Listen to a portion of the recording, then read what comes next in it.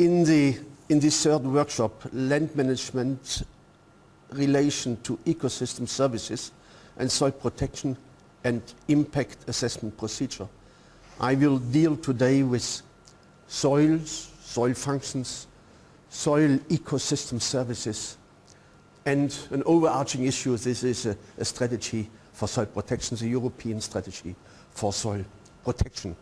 Now I will start with a picture. Have you ever seen soils, or did you get some information about soil, what the soil is? No? Now, soil is the most upper outcut of the land surface, also the land surface.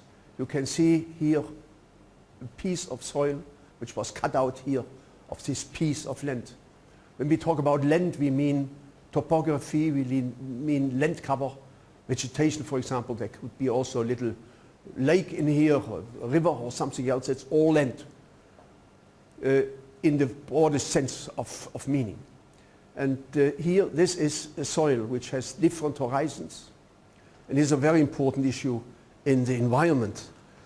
And I will explain you now why this soil is so important for environmental issues. Now, soils have 6 functions, and I will start with the 3 ecological functions and uses. And the first is the production of biomass. That means of food, fodder, renewable energy and raw materials. And maybe you have heard in the last time that in many parts of the world people are producing biofuels. They are producing diesel and gasoline through ethanol and oil producing plants like canola or oil palms and so forth and so on. And this is a question of competition now on a worldwide level. Do we have enough land for producing enough food? So this is producing of biomass. This is the basis of our life. Then the second is filtering, buffering and transformation between the atmosphere, groundwater and plant cover, protecting the environment. And exactly this I will treat a little bit more, this filtering, buffering and transformation issue. And finally, soil is the largest biological gene reserve which we have in the world, in the soils. You have 3 to 4 times more biota than all other biota together. You can take all elephants, giraffes, rhinos, or whatever you like, and take them together. They are, and all animals living on Earth are mostly 1/4 or 1/3 of all these animals living in the soil. I will come back to this later. Therefore, soil is a very, very important issue. Just giving you an example. I passed through the desert of Sahara, and I spent some nights in the desert on the ground. It was very cold. And then the axis of one of our Land Rovers broke down, and we had to repair. And we had this to do at night. So we took the lights of one car and illuminated the other car in order to do the job. And I could see what's happening on the desert soil.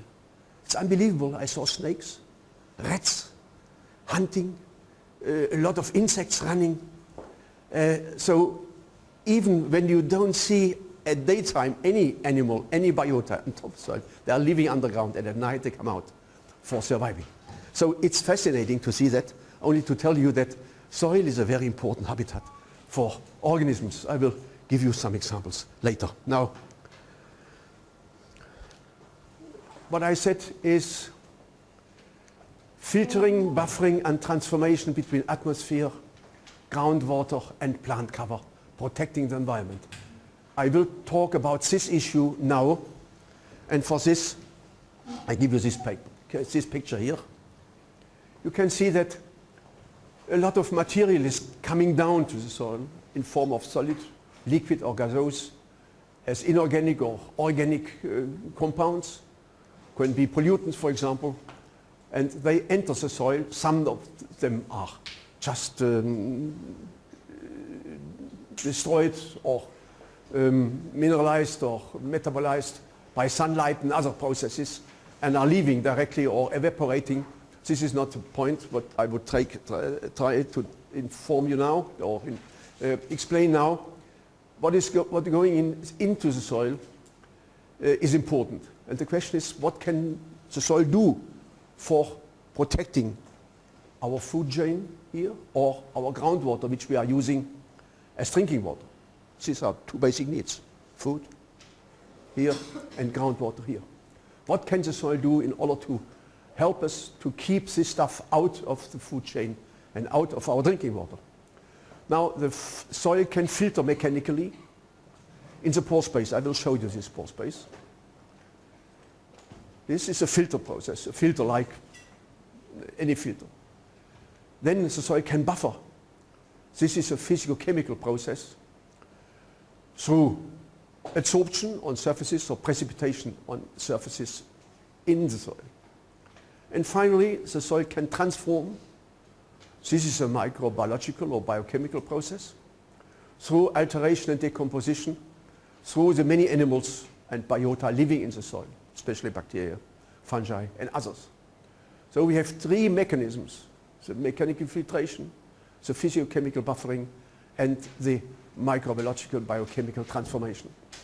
And as long as the soil can maintain these three functions, there is no danger that this stuff here, which comes down,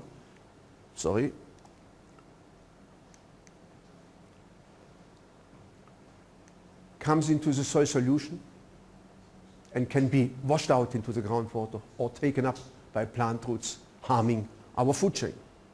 This is a very central issue. And well, I had to give interviews on TV, and they asked me, can you give us an example? And I said, yes, very, very easy. Imagine a city, a large city, has to produce drinking water by collecting rainwater. And then it's putting into a factory, cleaning this rainwater, and distributes it. This costs you a fortune. But it's much easier. You drop the rainwater into the soil, and the soil cleans the rainwater, and then you take it up from the groundwater, and you do a little bit of cleaning afterwards. But this is very inexpensive. Doesn't really cost anything. And many people live only on this. They even have no special treatment of this groundwater for drinking water purposes.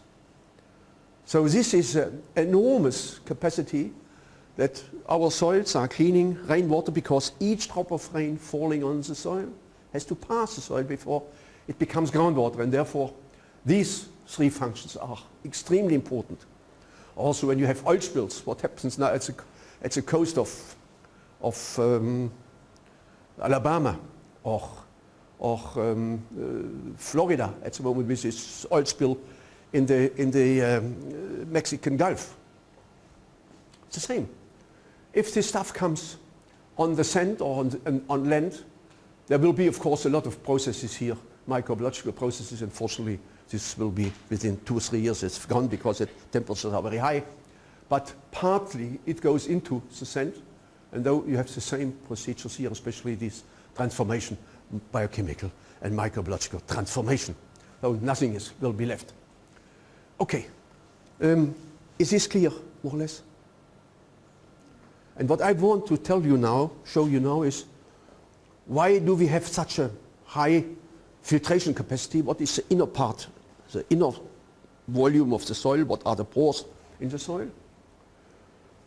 What is happening here in this physico-chemical process? And how is transformation going on? So we have 5 main soil parameters for biohydrological processes. And this is filtering, buffering, and transformation. The first is the total inner surface of the soil, which is equaling the total surface. What's that? The total surface of the pore system, or the pore walls. I will show you the pores in a minute. Then, what are the constituents of this inner soil surface? Do we have clay minerals, oxides, organic matter, OM? Do they have specific structures and electrical charges? I will be very simple in my explication, because you are not soil scientists. But I hope you will grasp some information. Then what are doing the soil organisms, the flora, the fauna in the pore space, and then pH and redox potential and soil temperature. And this soil temperature, for example, is a very important issue because when the temperature is high, the soil organisms, especially the bacteria and the fungi, can work much quicker. And if the soil temperature is very low, then of course these processes are very slow. Now, here you have a soil. I don't know if you can see this. It's very light in here, but can you recognize soil more or less? We have here a horizon with organic matter, and then you have the mineral soil, the B horizon here. And if we calculate the inner surface of a soil volume, that means a cutout 20 centimeters depth and 1 hectare. 1 hectare, 100 by 100 meters and 20 centimeters of depth with a bulk density, the density of this material with 1.5 tons per cubic meter. Then we have on 1 hectare and 20 centimeters of depth 3,000 tons of soil material. And if we assume that the soil volume contains 20% of clay minerals, and now listen well, 1 gram of clay minerals on the average has a surface of 200 square meters. 1 gram is just half a fingertip. Has 200 square meters. We have clay minerals like vermiculite and smectites, which have up to 800 square meters. We calculate only with 200 square meters per gram. Then 20% of 3,000 is 600 tons. You multiply this, you get a surface from these 20% of clay minerals with 120,000 square kilometers. 1 hectare and 20 centimeters of depth. If we assume that we have 3% of organic matter, which is nothing special, and organic matter has 1,000 square meters per surface per gram, 3% of 3,000 are 90 tons humic substances, and you multiply this, you get, with this surface, you get 90,000 square kilometers. So, the total surface of 1 hectare, 100 by 100 meters and 20 centimeters depth, totals 210,000 square kilometers. One big sporting field, one soccer field, one football field has not 1 hectare, it's 0.6 hectare more or less, because it's not a quadrangle and not 100 by 100 meters, it's 100 by 60 meters more or less, or 55, 60 meters only. But if you take a large sporting field and dig out the material at 20 centimeters depth, you get 3,000 tons of soil material, and within this 3,000 tons you have 210,000 square kilometers of surface. It's just unbelievable. Can you imagine? And I calculated, I don't know, are some colleagues here from Slovenia? Okay.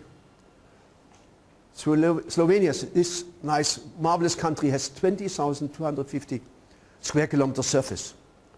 And this total surface of Slovenia is contained in a soil volume of 31 by 31 meters and 20 centimeters of depth, or about 0.1 hectare and 20 centimeters of depth.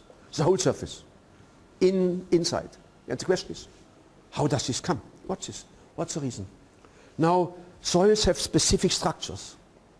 These structures are derived from very different processes.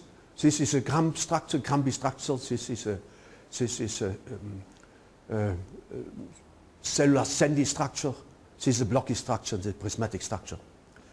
So not all surfaces are regularly distributed because soil has certain specific forms inside, and to say this in this way, and we can distinguish different pores. Large pores, macropores, larger than 50 micrometers in diameter. Small macropores, 50 to 10 micrometers in diameter, medium pores, and small pores. And I will not go into total pore volumes, and I will show you now in the next one these pores. These are 10 micrometers. This is an electron microscope photograph, which I did some 35 years back, and from a tropical soil. from the Amazon region. And you can see here very small pores, and larger pores. That's the internal part of the soil. And all processes happening in the soil, all processes are between the volume here, it can be air, it can be water, it can be a solute, and these surfaces. And of course, also here are also sitting bacteria and fungi. And one day I heard 3 bacteria discussing here, saying, for God's sakes, let's rain because we need some organic matter for food, which comes down here when it rains. I'm just joking. But there are all little animals. Bacteria are smaller. Bacteria are between 0.5 and 3 micrometers. This would be the size of bacterium. They're living here and working. And we have millions, billions of bacteria in soils. We'll come back to that. Now, all processes happening in soil are on these inner surfaces. And I have calculated for you this inner surface, which is unbelievably large. Now, what is the function of these different pores? The large macropores. They let water run through. They have no retention of water, so if it rains, the water is just going down to the groundwater or to the ground. There are large roots, plant roots. We have large animals, let's say insects living here. Then small macropores, you have still good hydraulic conductivity. That means the water, which rainwater, is passing these pores, going down. But it's only for small plant roots. The root tips maybe can enter here because this is a space which is only quite narrow. Now the medium pores can retain rainwater, and this is a very important issue because this is a pore space where plants get their water from. Because the rest here, through these pores, the water is running through. And water is retained against gravity. And here it's bacteria have a marvelous field of living because they have water here and they have partly air also, and they have the size which fits very well into these pores. Of course, we have also bacteria here and here, but it's difficult to live because most of the time the large macropores have no water, only air. And now the small pores, smaller than 0.2 micrometers, are keeping water in such an intensity that the plant roots cannot take this water up. And we have soils which contain 20%, 25% of water in these pores, and this water is not available for plant roots because the absorption of this water in the soil is so intensively that the water cannot be taken up by plant roots. The plant roots have no capacity to suck this water, with very few exceptions. Halophytes, plants living on saline areas, they can take a little bit of this water. But what is much more important, when we say bacteria have a diameter between 0.5 and 3 micrometers. Micrometer, what is a micrometer? I didn't explain that. A micrometer is 0.001 0.001 millimeter. It's 1/1000th of a millimeter. This is 1 micron.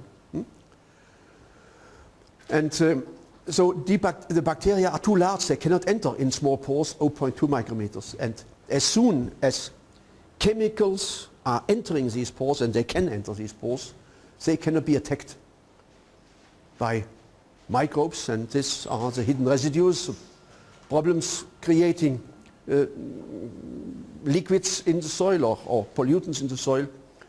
Of course, enzymes can enter and so forth and so on, but I will not go into detail. But this is a space which is a little bit dangerous, especially in relation to pollution.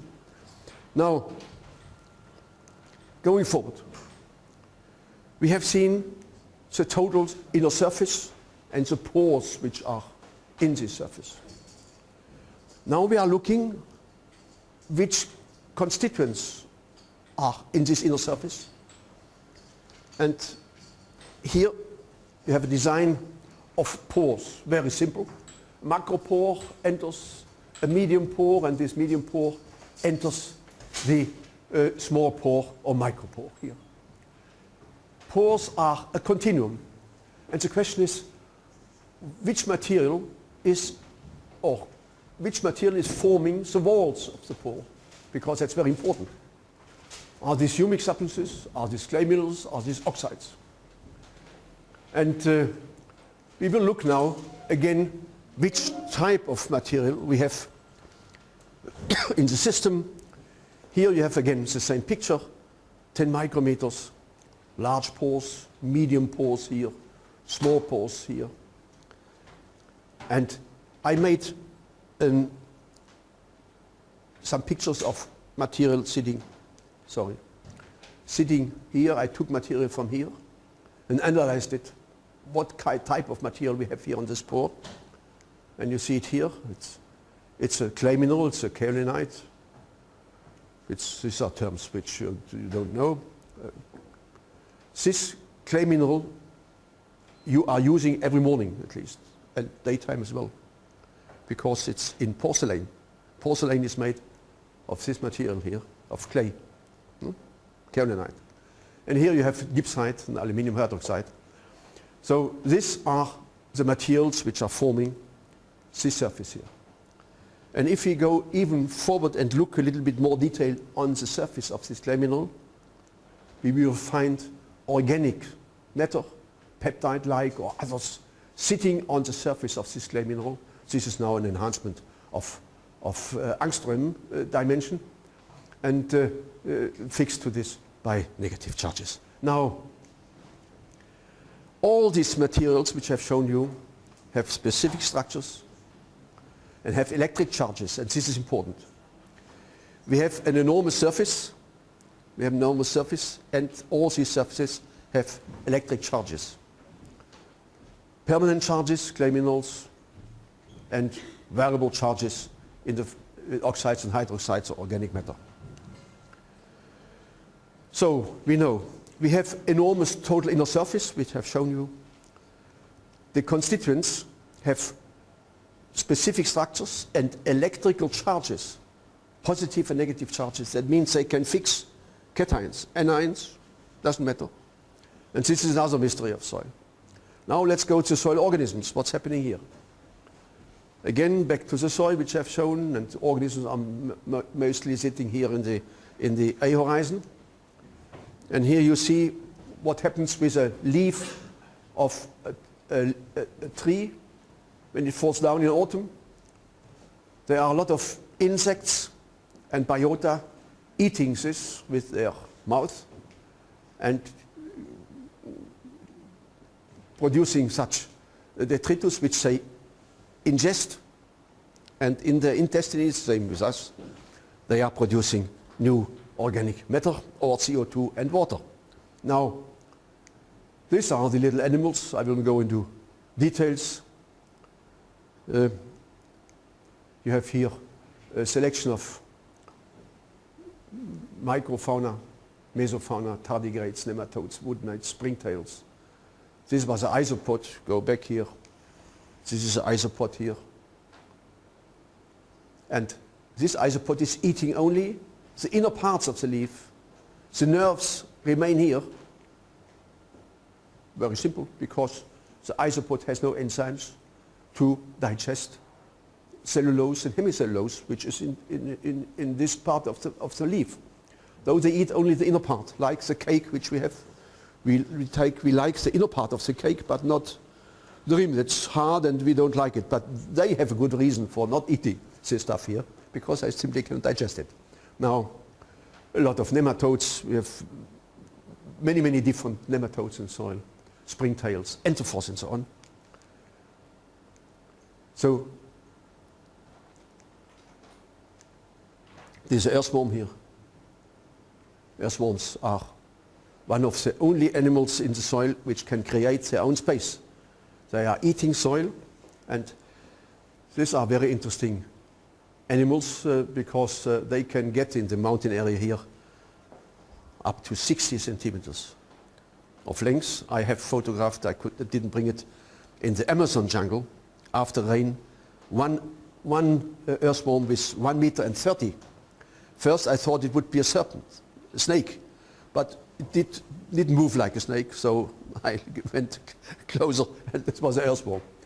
So these are large animals, and they are taking leaves with their mouth here during night time and bring them into the soil where they digest them, eat them, digest them, and mix it with mineral material of the soil in their intestine. And they are doing this only at night time because they have a lot of enemies.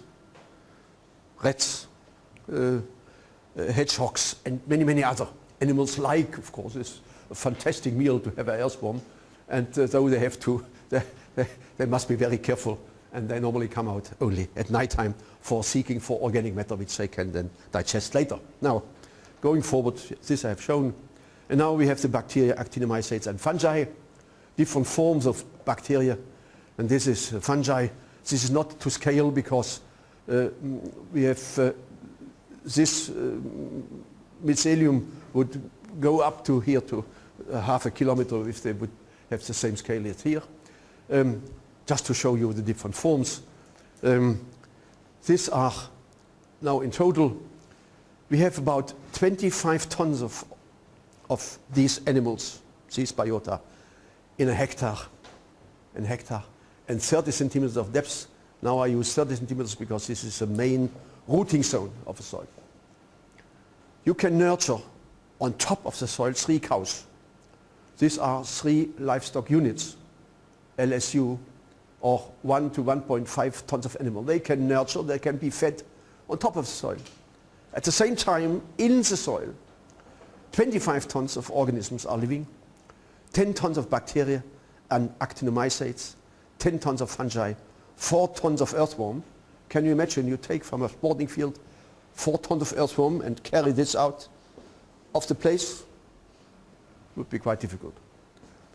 And 1 ton of other soil animals like ants, all kind of insects, and so forth and so on.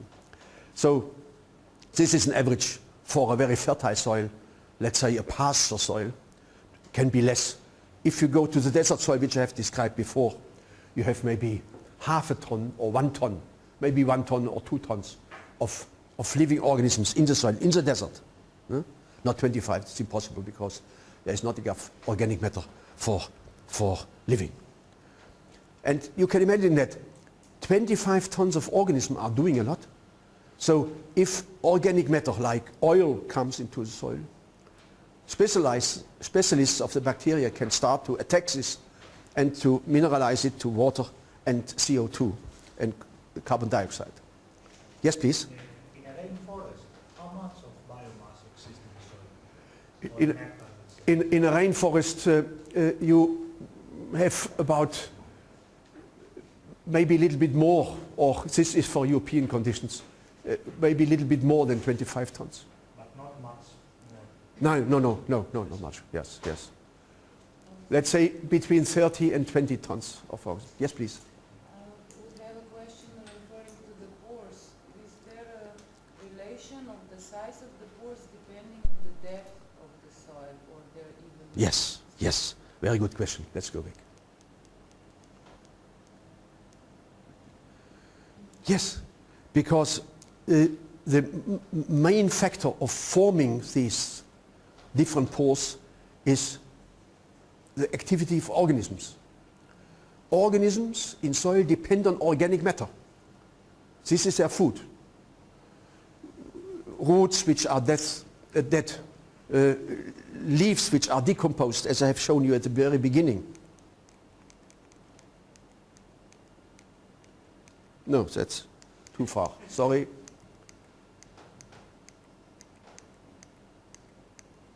Where is it? Here. Here it is. So you can see this is the food of all organisms. It's the same for us. It's the same for us. It's nothing different. We are living on sunlight.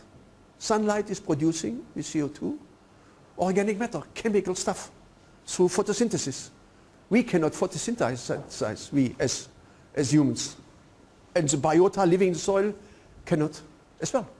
So we are depending also on organic matter, but we don't eat leaves, of course. We will find something better for our food. Is this clear? The question was, why do we have this? Sorry, with this space here. No, I think I have to go back. Here we have. Here we are. So the further you go down in the soil, the less organic matter is available, because the organic matter comes from top, from the vegetation mainly, and dead animals or biota which then are decomposed and so forth and so on. And so the further you go down in the soil, the less pore space you have. Okay? So we count the main routing horizons depending on the type of vegetation is down to 30 centimeters, 35, 40 centimeters. We have special forms of vegetation, for example, vineyards. The wine-producing plants have their rooting maximum down lower than 50 centimeters. They are going far down. So there is a different distribution of pores and organic matter. But in general, it's the rule is that the higher you go up in the soil, top, the more pore space you have. Okay. Further questions? I flew in about 800 kilometers yesterday to answer your questions. Please, put some questions forward. No questions? Further questions? You can interrupt me anytime, of course. Okay. So this was the last picture. And of course these animals are very important. And coming back to the Gulf of Mexico and the oil spill, what remains on the beaches, which cannot be taken away by the thousands of people collecting at the moment this oil spill, will be decomposed biochemically by mainly bacteria. Bacteria are specialized, and some actinomycetes are also specialized in oil material, and they decompose it in water and CO2 and gain energy. They take oil, they like oil, but these are specialists. And it takes time until these specialists are entering the system, and then as soon as they start, they are creating, and they are just explosively proliferating and working. I was asked also on the TV in my country the difference between Exxon Valdez. There was a tanker accident in Alaska some 15 years back. And they asked me if and there we have still oil on the beaches. Still today, after 15 years. I said, no, it's in the Gulf of Mexico, there we have around 0 medium temperature year round, between 0 and 2 degrees, and in the Gulf of Mexico we have far above 20 degrees, though these bacteria can work fantastically on the beach. They shouldn't work, but they have to work now. Yes, please. Is it possible that the existing bacteria are harmed or damaged by certain materials coming from the... Oh yes, absolutely. We have specific pollutants which can kill, of course, a lot of bacteria, but they are not killing all of them. And normally some of them survive, and they are trying to adapt to the new conditions. A very simple example. I worked for 5 years in Brazil, and I found that on the new eucalypt plantations, the litter was accumulating up to 30, 40 centimeters. This is totally unusual, because normally the animals living on soil are eating and decomposing this. Why? Because the bacteria in these systems never experienced eucalypt oil, though they had no key to decompose this specific oil. But with time and genetical adaptation, it takes time. Some of them became specialists, and finally they took all this stuff, and this litter was diminished. This is true what I'm saying. We observe this in different stages of development of these. So you see that this biological system is adapting, and those are very fine who have a short reproduction time. We as humans have a very bad situation because we have a very slow reproduction time, 20, 25 years. These bacteria have 20 minutes, less than 20 minutes. Excellent. Very. Yes, please. Another question. Is climate change or global warming affecting the soil bacteria? Oh, yes. Correlation? Yes, yes. Climate change is affecting all biological systems of the world. In the ocean, on land, including humans, of course.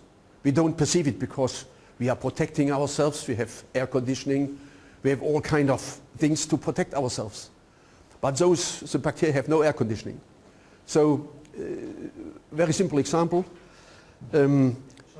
Yes? I'm asking this because I know the temperature in the soil is not changing as in the air, so it's relatively stable. Yes, but the temperature is changing. The temperature is changing in the soil. I give you two examples. If you go to Siberia, you have so-called permafrost soil. The houses of big cities, Vorkuta, Salekat, and so forth and so on, which I visited some years back, all the houses are built on pillars, concrete pillars going down 10 meters in the ice. If the temperature of this ice is not minus 10, but minus 9.5 or minus 9, the capacity of this ice or the physical rigidity to keep these pillars in position is losing, is diminishing. That means these houses start to collapse. And at the moment we have this procedure that many houses are collapsing because these pillars are no longer stable. It can be minus 6 or minus 7, but the elasticity and the physical capacity of ice depends very much on temperature. No? And another example in the high mountains. We have high mountains here in this country, in Slovenia, higher than 2,000 meters high. And in the highest positions, we have specific, it's true, or do you have, you are smiling? I'm wrong? No, it's true. It's okay? Yeah. Okay, good. In the top of these mountains, you have special plant associations which need a certain minimum temperature to survive. We are observing now, that means biologists and botanists and plant physiologists, are observing that within 10 years, these plants are going up by 4 meters, more or less, to the top. And one day, there is no space left, so they go to heaven. It's finished. This was a citation of a colleague in Austria. And this is a clear sign that climate change is changing the habitat of biota, and if the habitat is no longer acceptable, they just disappear. We had also in history of our Earth, what's called this marvelous film,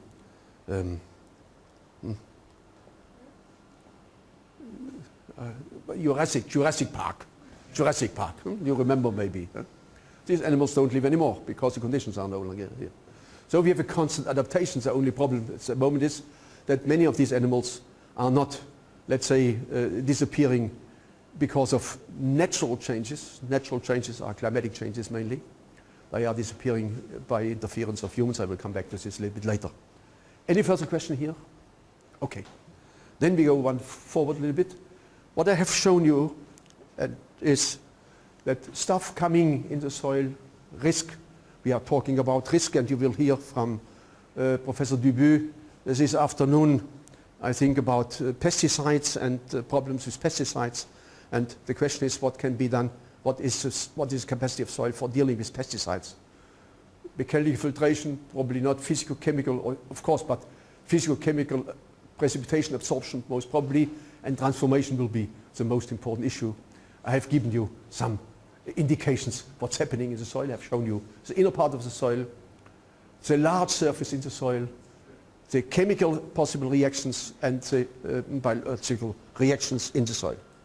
Now, coming back, we have talked about soil function, produce biomass. This I just treated very intensively, and we have seen also something about the biological habitat and the gene reserve. But we have three other uses. Soil is a physical base for technical, industrial, socio-economic structures and development. For industrial premises, that means industry, for housing, for transport, for sport and recreation, for dumping of refuse. We need also space. When we look at China, this is maybe the most, the hottest place at the moment on the world. In Beijing, the capital, 1,150 new cars are admitted every day. Every day, 1,150 new cars are admitted, get an immatriculation plate, and are moving. But you need roads and streets for this. And so this means for transport.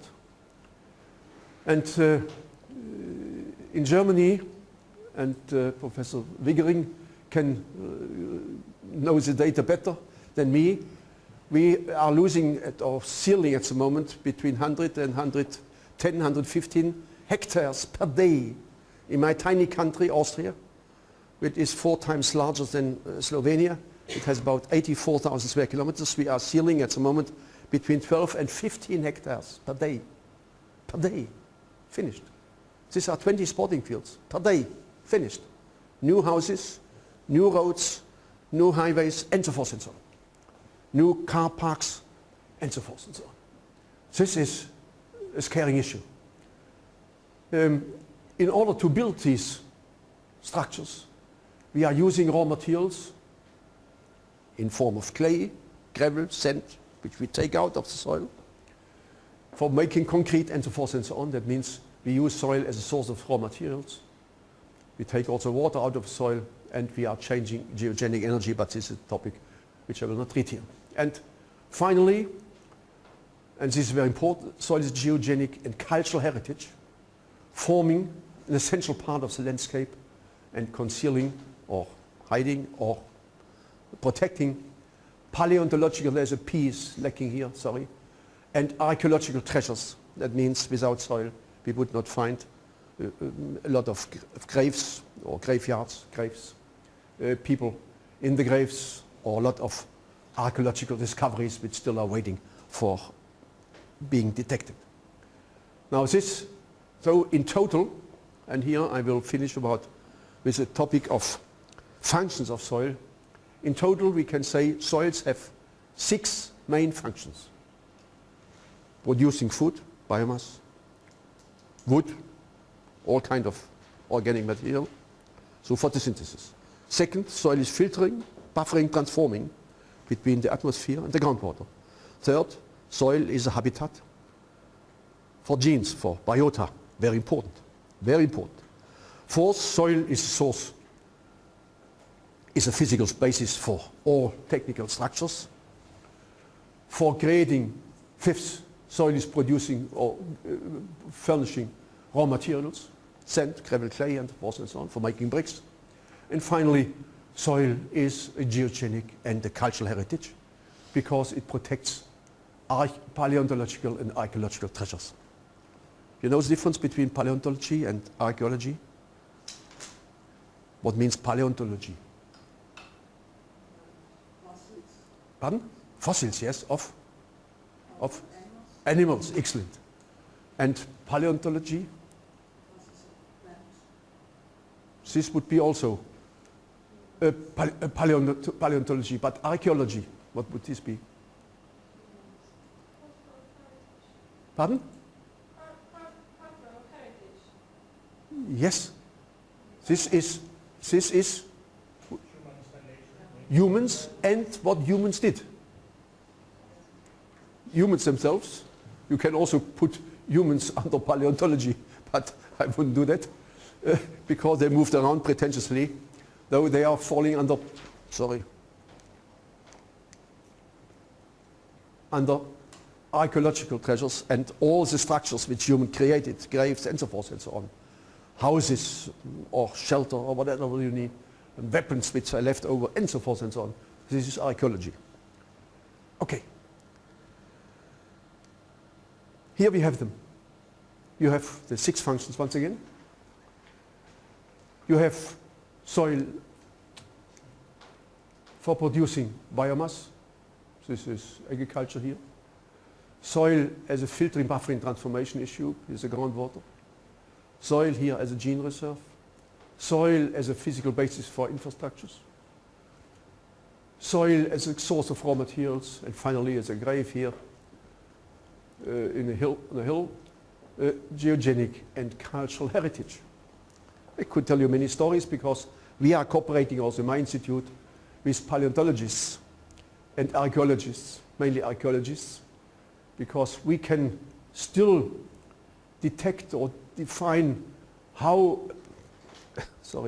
a dead person is lying even if you don't see any bones anymore, because in the bones you have phosphorus.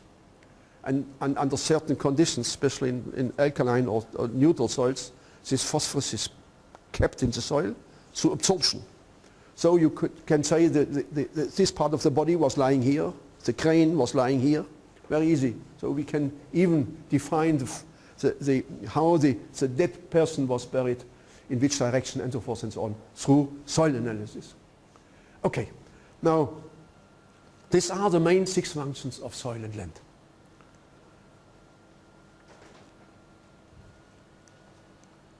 And now the question, why are we talking about all this?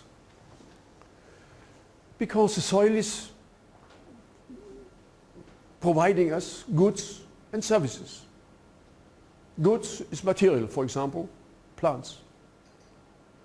Soil is providing us also material for constructing a house.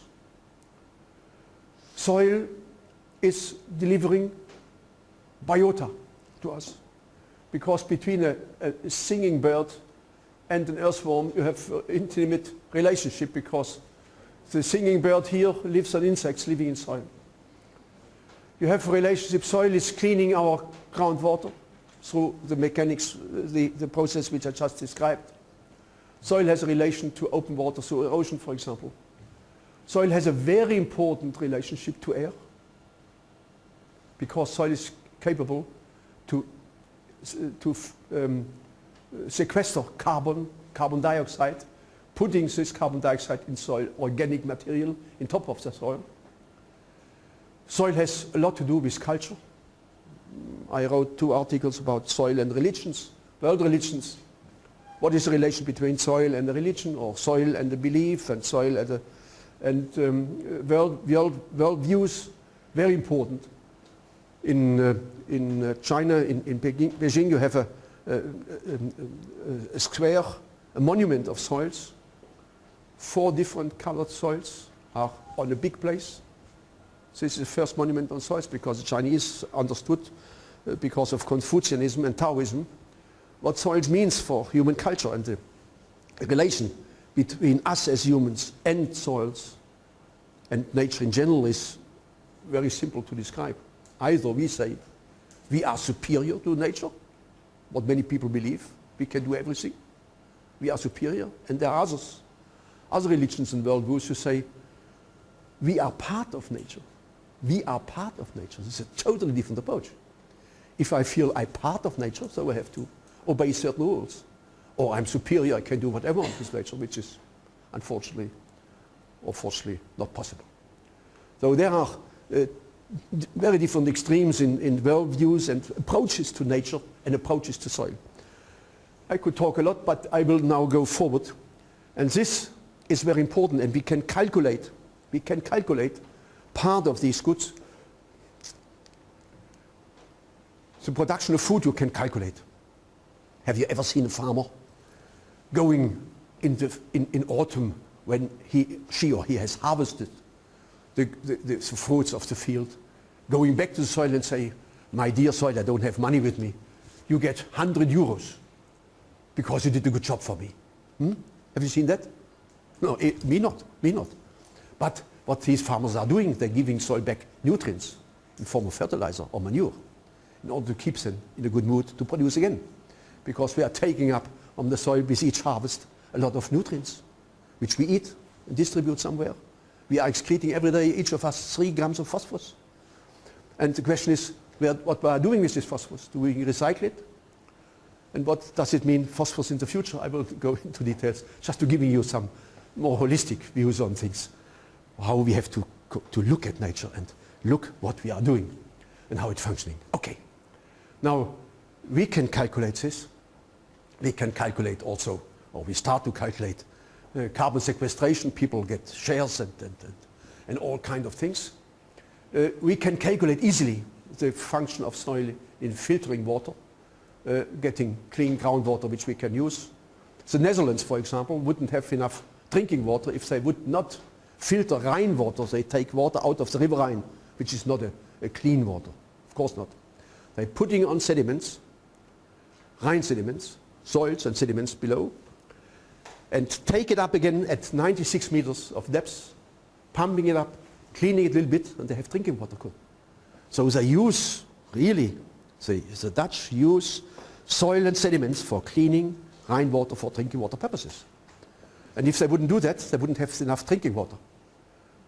And I could tell you many, many other stories. So we can calculate what soil is giving us as a service. We can calculate the value of this service. We can calculate the value of goods. Not always in a very good way, but we can do it. Okay, and therefore we are talking about these issues here. Now, the problem is now that we have a severe competition. Here again, biomass production, filtering, buffering, transformation, gene reserve. Here, a city. Here, quarries, where we take gravel and sand out for construction here. And here, the paleontological treasures which we want to keep for future generations. And the question is how we do that. If you look at Europe's natural environment, unfortunately I have nothing from Colombia or South America. This looks quite nice.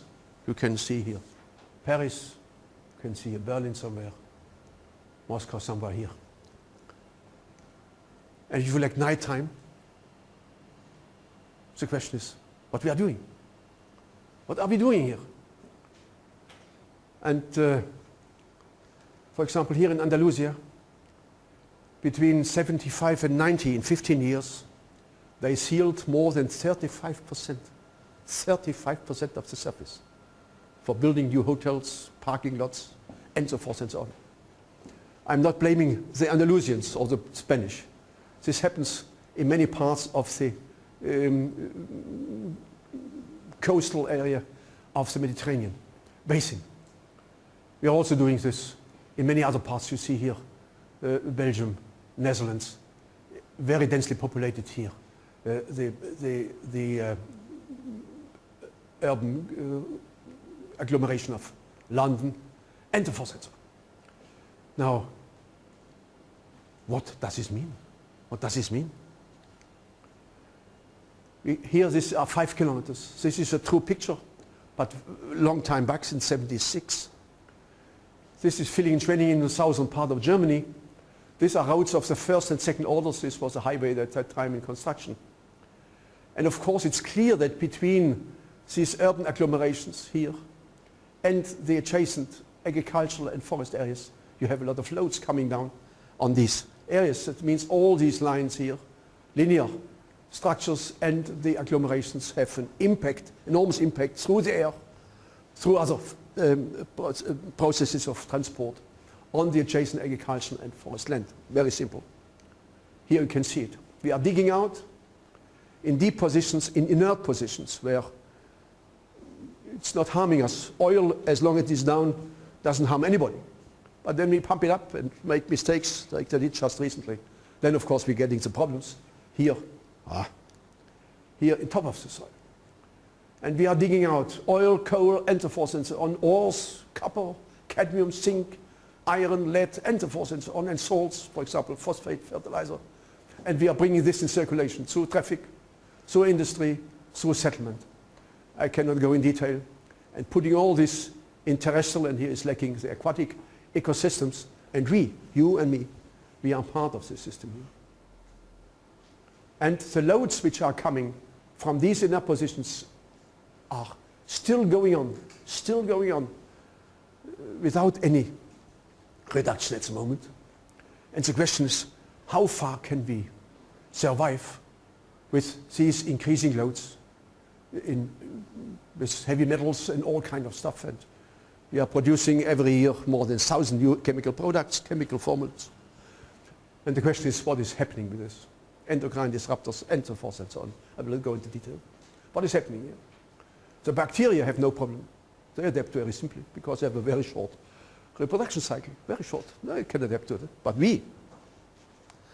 And when I came to Vienna, we had 2 ambulances for what's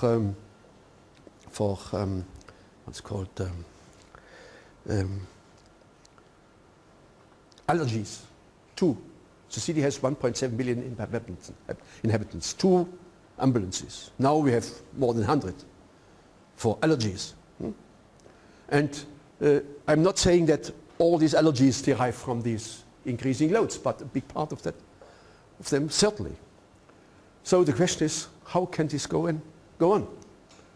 And what is happening with this stuff? Here you have the air pollutants. We have the waste and sewage sludge, which we put partly on soil. We have pesticides and fertilizers, which we put here. The question is, what is happening here? And we have to be careful, because we want to have drinking water. And you cannot transport drinking water or clean water in the necessary amount or over long distances, as you can do with food. You can put on a plane, which is happening every day, and bring it somewhere another continent and sell it still for a reasonable price. But this you cannot do with clean water. So we have to be careful, because rain is passing soil and produces groundwater. But when we misuse here, for example, we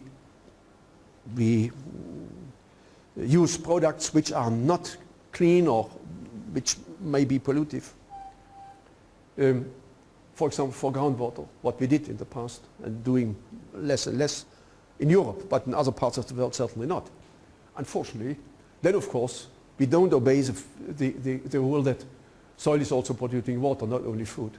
And we have to be careful in maximizing food production in relation to minimizing groundwater production. There is a competition, a fierce competition, a great competition between these 2 issues, and we have to be very, very, very careful. And the European Union paid a lot of money to the farmers in Europe in order to bring a harmony into this system, but until now it's not yet fully settled. Now, last picture here, I've shown you the sealing, but we have destruction of organic matter, we get soil erosion, we have compaction, we have accumulation of contaminants, heavy metals for example, and so forth and on. We are doing a lot of harm to soil and land environment.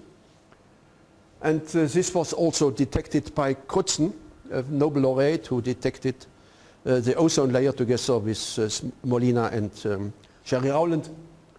They got a Nobel Prize in 98, sorry. And he said we had the Pleistocene, then they have the Holocene, and later on we have the Anthropocene. And he said Anthropocene starts about 1800. And he gave a good example why he talks about Anthropocene, because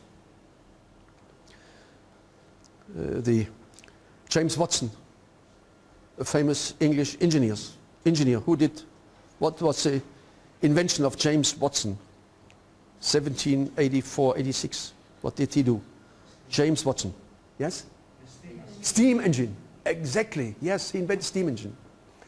And the second version of the steam engine, which he produced in 1784, they had a power of 300 persons with a degree of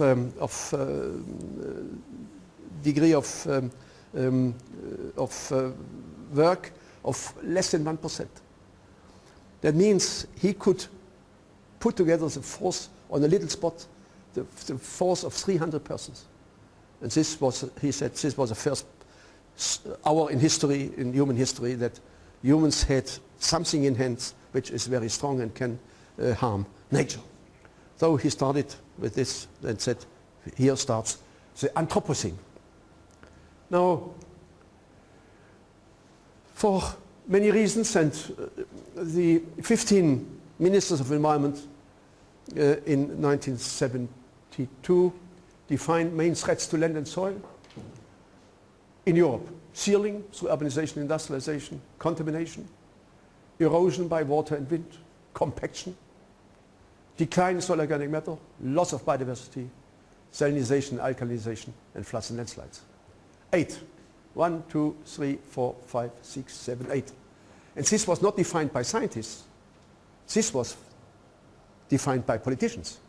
First time in history that politicians started to understand what's happening. Fortunately, they understood what's happening. So defined this, 50 ministers of environment. And this was the start of a big discussion on how to protect soils. Unfortunately, this whole development is not going on at the moment, but we will see how we can give a push to this development in the near future. And this is very important when we talk about risk, environmental risks. These are the environmental risks. Sealing. If we are sealing our landscapes, what will our children do? Where will they produce food or fiber? What they're doing. And there's an old saying of a Kikuyu Kenyan farmer who said, we are not inheriting land and soil from our ancestors. We are borrowing soil from our children. And that's a very true story. We are borrowing soil from our children to use it, and we have to give it over to our children again when we are no longer working in a state which is sufficient for continuing to produce. And this, therefore, it's very important. Main threats to land and soil. The issue here is there something irreversible? Can we heal this? Can we remediate the problem when we have done this, produced this problem? Soil loss through sealing, extraction of material is irreversible. And we defined irreversibility. I was for 4 or 5 years chairman of a commission at the Council of Europe in Strasbourg, where we defined for soil protection in Europe before the EU took over. And we defined irreversibility by 4 human generations. That means 100 time span of 100 years. What cannot be done in 100 years is irreversible. Okay. Soil loss for sealing. I never seen that somebody takes his house away in order to grow cabbage. Have you seen that? Or carrots? No. Intensive pollution by heavy metals, xenobiotics. What means xenobiotics? What means xenos? Strange, yes, that's Greek. These are, xenos is something. I think it's Greek. It's Greek, yes, it's Greek, yes. I know it definitely. You are Greek. Okay, good. I learned it at school and you live with this term. Okay. Something which biota cannot recognize. It's foreign, it's strange for them. Though they cannot attack it and cannot do anything with it. These are biotics which are produced by humans in a factory, for example. Radioactive compounds. Chernobyl, for example. Advanced acidification and deep reaching compaction. Mr. Horn in Kiel, a soil physicist, has measured soil compaction down to 1.7 meters. 1.7 meters down he could measure soil compaction. How will you remediate soil compaction at 1.7 meters? It's impossible. It's impossible. You can never do that. Never. You have no instruments to do that. Even if you go lower than 50 centimeters, and this often occurs with heavy machinery, you have no tools to do that. You can only hope that earthworms are, with time, let's say, making some holes in this issue, and some pores. But These are things which we don't recognize easily because we are using heavy machinery. For example, harvester for sugar beets, when they are fully loaded, have a weight more than 45 tons. They are not allowed to go on highways, in German highways, because the total axle load of 5, 4, 6 axles is not allowed to be higher than 42 tons. But they are running on soils. Okay. Reversible damage, soil pollution by biodegradable organic compounds. Oil is one of these. Compacting glazing at topsoil. This is reversible, but the rest is irreversible. And it means here you can do something, but here you have to avoid the problem because you cannot heal it, you cannot remediate it. Okay. What is then sustainable use of soil? How can we be sustainable? The discussion last week was on sustainability. What does it mean? Sustainability is a paradigm. You cannot say sustainability, yes, you can say sustainability, but you can only define sustainability on the spot, under the given local conditions. And there you have to say how it functions. Now, sustainable use of soil resources means a spatial and temporal harmonization of all land uses. We want to have food, we want to drive a car, we want to live in a house, and so forth and so on. And we have to avoid or minimize irreversible impacts, which I have just shown. But this is not a scientific issue. This is a political issue. Of course. A professor like me can never say to people, you are not allowed to build a house here or a street or a road. They would say, you are crazy, go back to the university. This is a decision which is done top-down by the big leader. Fortunately, we have no big leaders anymore. At the moment, not in Europe. Who says what has to be done, or bottom-up decisions. That means decisions which the local population wants, and then the people in top decide to follow these advices of the people. And normally we have top-down and bottom, are somewhere between top-down and bottom-up decision. Top-down, of course, is necessary if decisions have to be made on a large scale. For example, transport through the Alps, over the Alps to the south. It's not possible that the Austrians say we close our border because it's too stinky. All these lorries are making air pollution. This has to be decided on a European level because people in Italy want to buy some material from Germany or from Denmark or from Scandinavia in general. So this transport has to be done on large, so decisions have to be done top-down for a large area, for example, by European Commission or somebody else. Bottom-up decisions you can make in your community, in your city, in your village where you live. You can say we don't want to have a swimming pool here or we won't want to have a street here because of this and this reason. So you go to the mayor and say, please observe this. We don't like it. We don't want it. So this would be a bottom-up decision. Okay. Now the question is how to do that. How to come forward. We try to... yes. I wanted to show you how we did this for soils on a European level, but maybe this is too much now.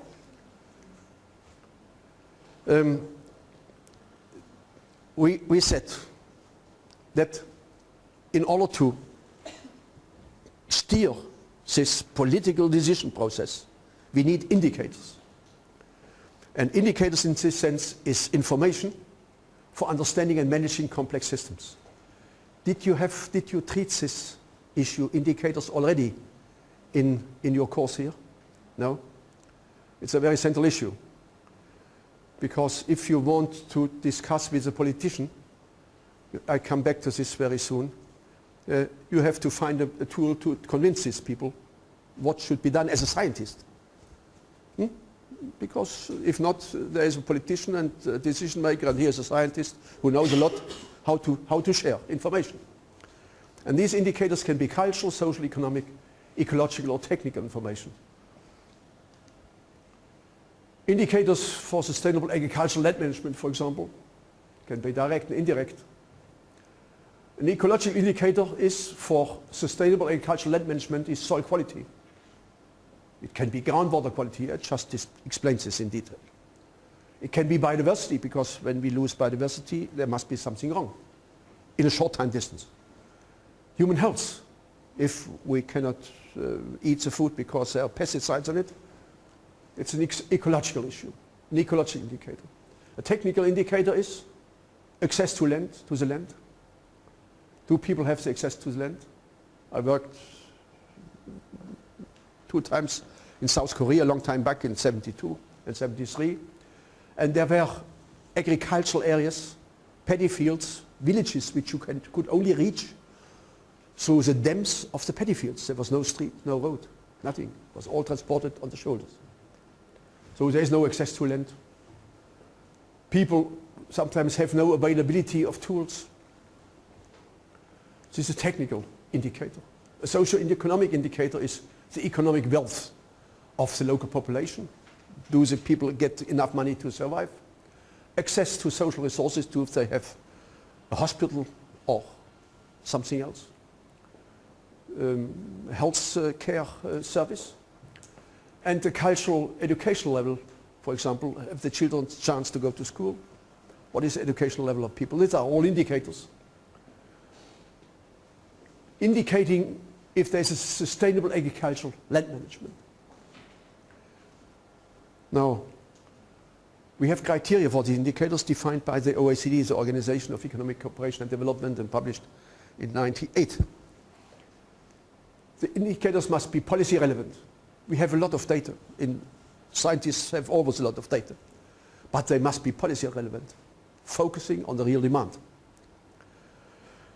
These data must be analytically sound, based on science, and revealing a clear cause-response relationship. Important is the cause-response relationship. You have to show that there's a cause and there's a response. It must be easy to interpret and to understand for farmers, as well as for decision makers and politicians. Many politicians are lawyers. They have no idea about soil, biota, environments. That's something strange for them. So you have to tell them exactly what is going on. I'm talking because of my experience on this issue. These indicators must be easily measurable and feasible and cost-effective in data collection. If you need 25,000 euros for one indicator, you can forget about it, to analyze it. So these are 4 criteria which are very important. When you want to use indicators, when you want to establish indicators for a discussion, for an exchange between politics and decision making on one side and science on the other side. Yes, please. Is it more clearly defined what political relevant means? Is there, again, a criteria or an indicator for this criteria? I'm just showing you this, with this picture. And if it's not clear, you come back with this question, please. Now, we say a problem, what we call a state, for example, soil degradation or loss of soil, is caused by driving forces.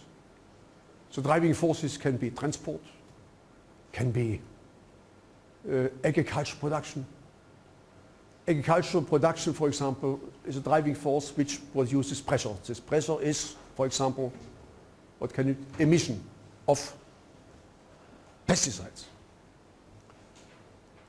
This causes a state of soil degradation, for example, in contamination. Or let's take industry as a driving force. Pressure is emission of any kind of metals. This gives also a contaminated soil.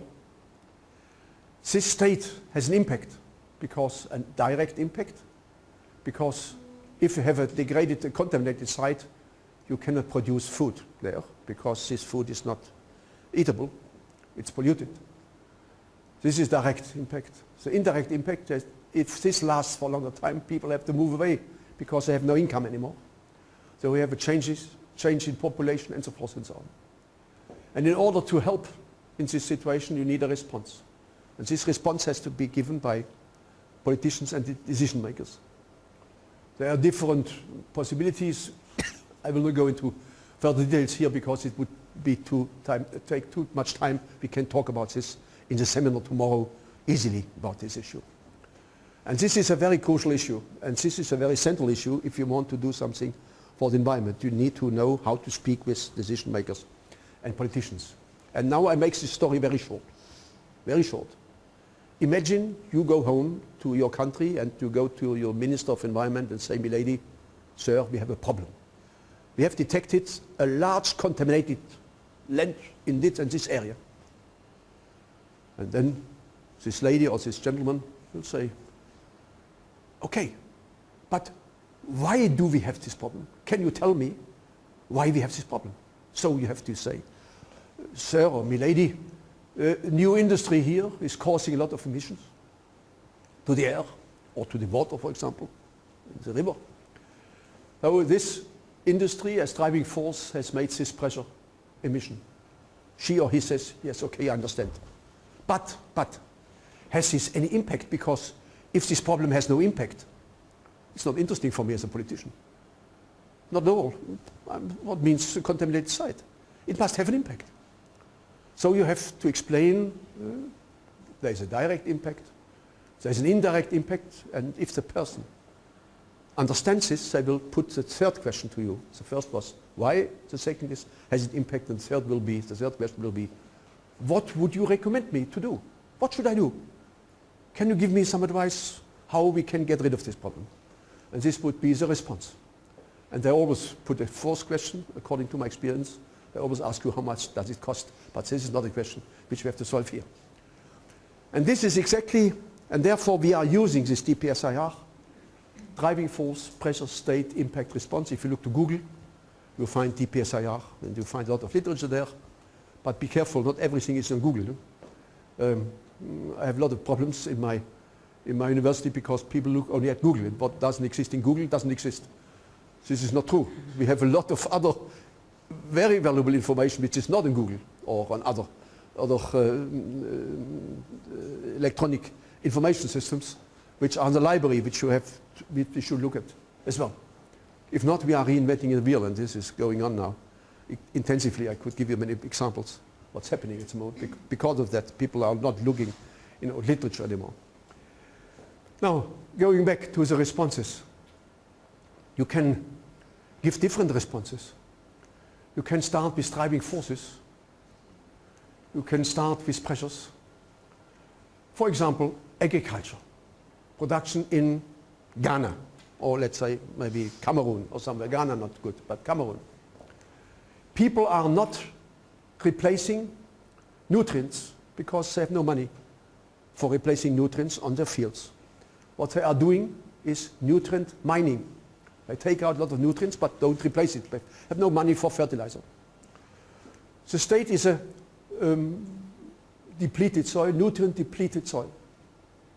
The impact is the harvests are going down and down and down and down. This happens in many parts of Africa.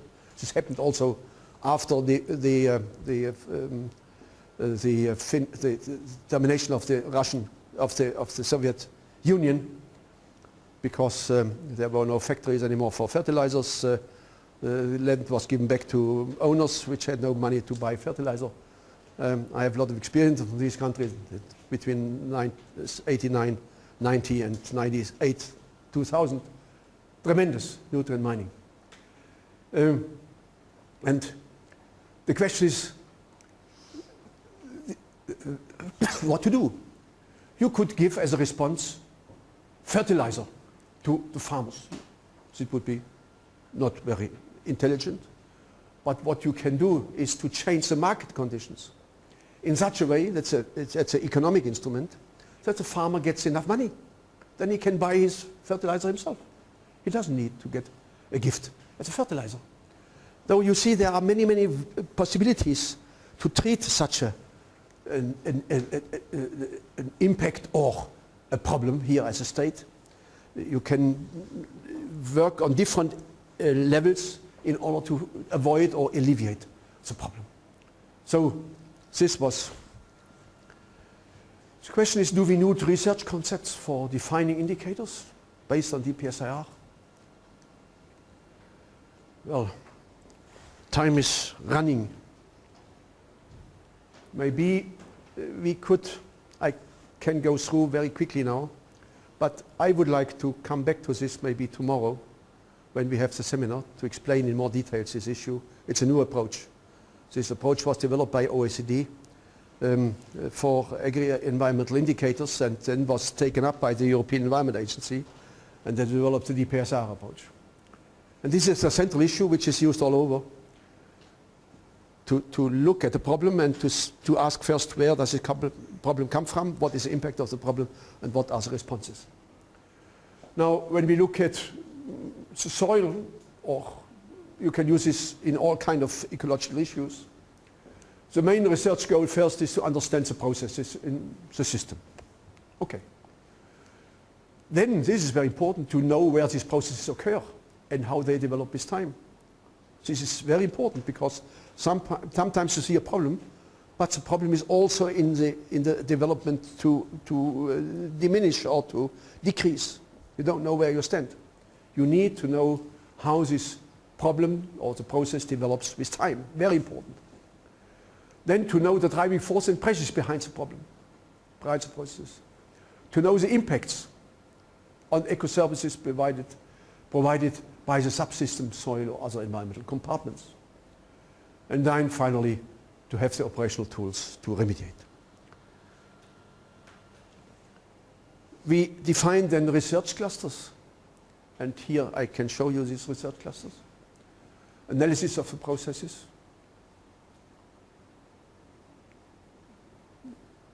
Do we have loss of organic matter, erosion, contamination, and so forth and so on? The question is then second to develop tools, methods for the analysis of the state, and very special how these problems change with time. And this is monitoring.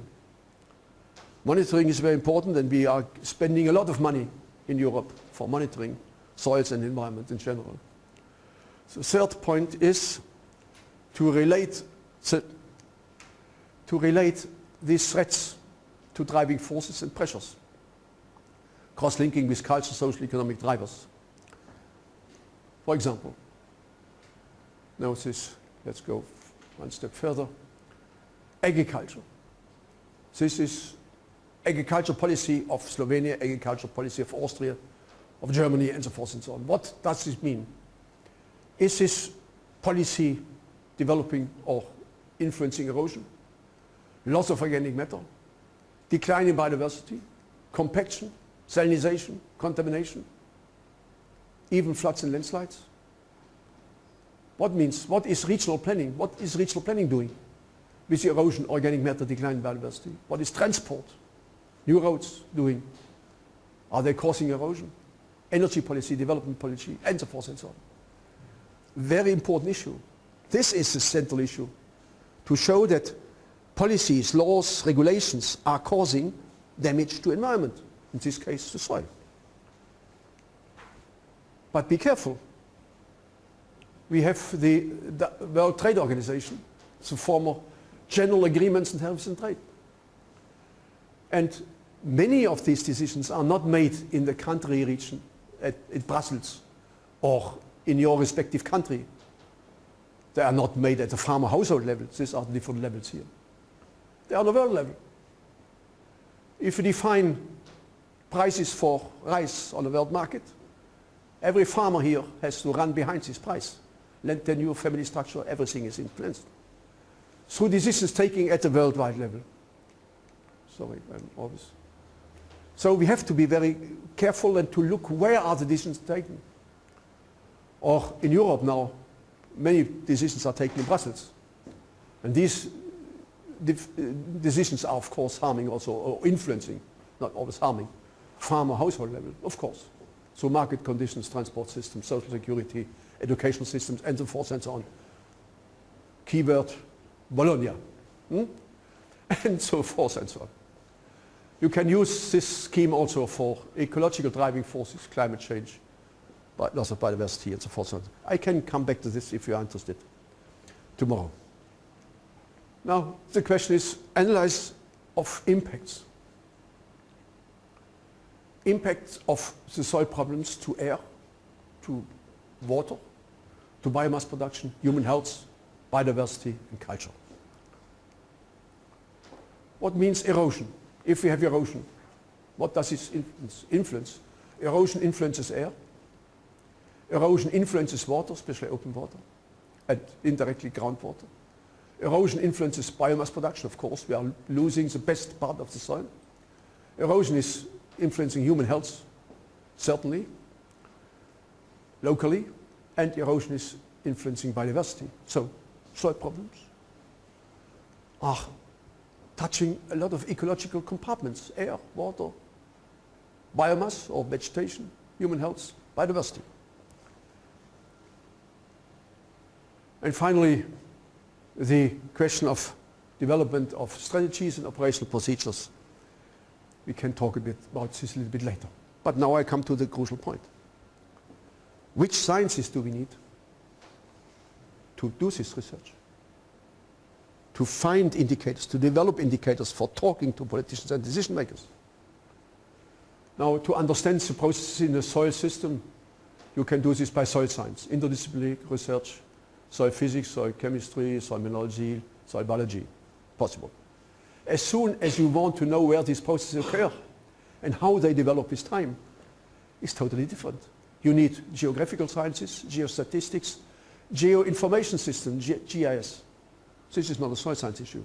These are totally different areas of science. So you need to cooperate with these guys. If you want to know the driving forces behind the processes in relation to cultural, social, economic, ecological, technical, and other developments, you need the political sciences, social sciences, economic sciences, historical sciences, and so forth and so on. If you want to know the impacts or to analyze the impacts, to develop indicators for impacts, you need also biological sciences, geological sciences, toxicology, hydrology, physiogeography, sedimentology, and so forth and so on. And for operational tools, you need the technical sciences, engineering sciences, technical science, physics, mathematics, and so forth and so on, which you might need also here. No, that's it. And this is a crucial point. We are specializing now every day more. And a specialist knows everything about nothing.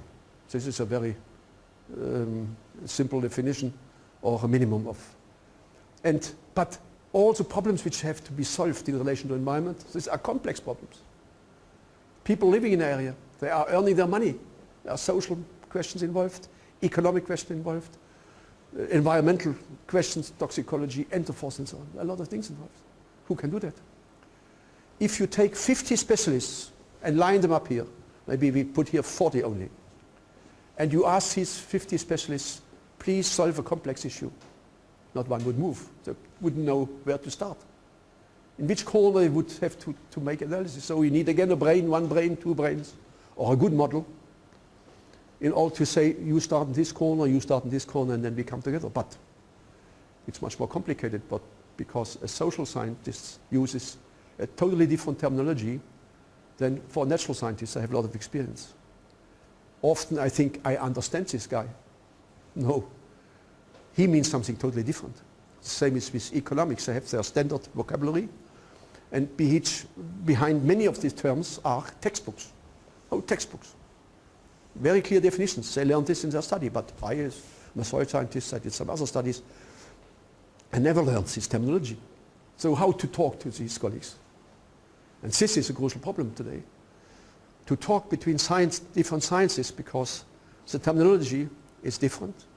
And the only way is to start at the scratch. That means start and develop together some concepts in order to understand each other.